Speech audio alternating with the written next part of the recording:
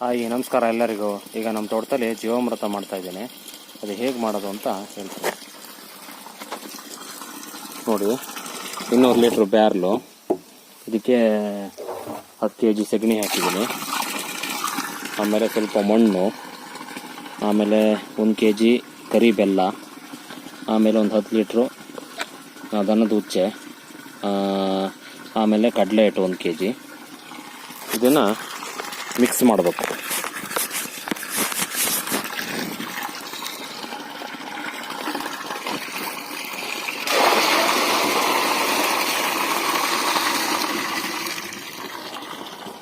ನಾನು ಉಚ್ಚೆ ಹಾಕಿದೆ, ಮಣ್ಣು ಹಾಕಿದೆ,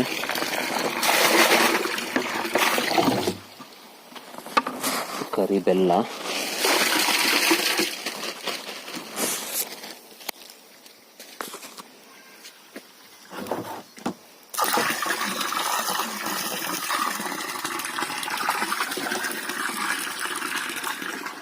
ಕಡಲೆ ಹಿಟ್ಟು ಸ್ವಲ್ಪ ನೆನೆಸಿ ಹಾಕಬೇಕು.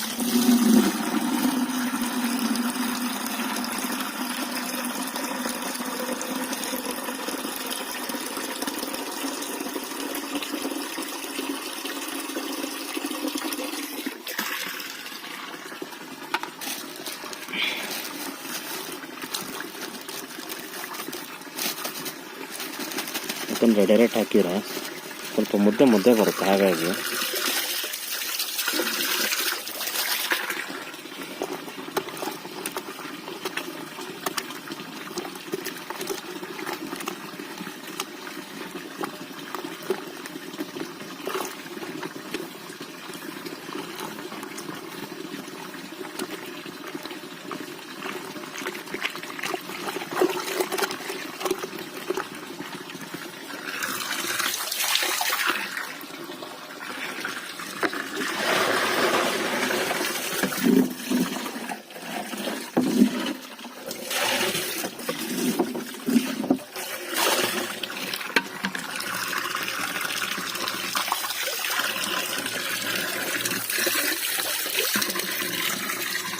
ಚೆನ್ನಾಗಿ ತಿರ್ಸ್ಬೇಕು. ಇದನ್ನು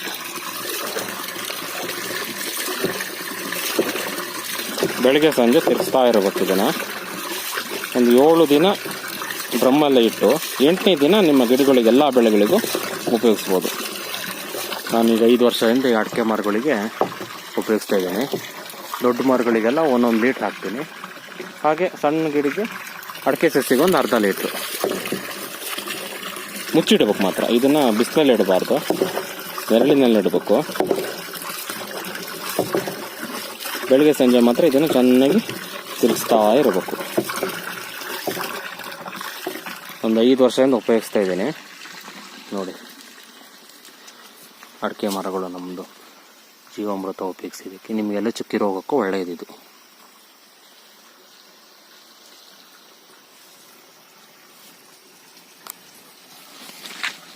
ನೀವು ಅನುಕೂಲ ಇದ್ದವ್ರು ಬೇಕಾದ್ರೆ ಇದನ್ನು ಗ್ರಾವಿಟಿ ಮಾಡ್ಕೊಬೋದು, ಬೇಕಾದ್ರೆ ಸ್ಪ್ರಿಂಕ್ಲರ್ ಟೈಪ್ ಬೇಕಾದ್ರೆ ಮಾಡ್ಕೊಬೋದು. ನಾನೊಂದು 5 ರೌಂಡ್ ಕೊಡ್ತೀನಿ ನಾನು. ನೀವು ಹೆಚ್ಚಿನ ಅಂಶ ಇದೊಂದು 200 ಬ್ಯಾರ್ಲು ನಿಮಗೆ ಒಂದು 200 ಮರಕ್ಕೆ ಬರುತ್ತೆ. ಇದು ಎರೆಹುಳು ಉತ್ಪತ್ತಿ ಆಗುತ್ತೆ ಇದರಿಂದ ನೋಡಿ. ನಾವು ಮತ್ತೆ ಅಡಿಕೆ ತೋಟ ನಮ್ಮದೇನು, ನಾವೇನು ಮಣ್ಣು ಹಾಕಲ್ಲ, ಬೇಸಾಯ ಮಾಡಲ್ಲ, ಏನಿಲ್ಲ. ನ್ಯಾಚುರಲ್ ಆಗಿ ನಾವು ಇದು ಮಾಡೋದು. ಈ ಕೆಲವು ಕಡೆ ಎಲ್ಲ ಭಾರಿ ಟ್ರ್ಯಾಕ್ಟರೆಲ್ಲ ಹತ್ತೆ ಮಾಡೋದೆಲ್ಲ ಮಾಡ್ತಾರೆ, ನಾವೇನು ಮಾಡಲ್ಲ ನೋಡಿ.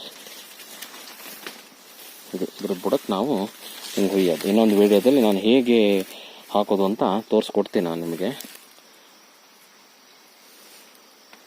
ನೋಡಿ. ಬಾಳೆಗೂ ಒಳ್ಳೆಯದು, ಬಾಳೆನೂ ಚೆನ್ನಾಗಿ ಬರುತ್ತೆ. ಕಟ್ಟೆ ಬರೋದು ಸ್ವಲ್ಪ ಕಮ್ಮಿ ಆಗುತ್ತೆ ಬಾಳೆ.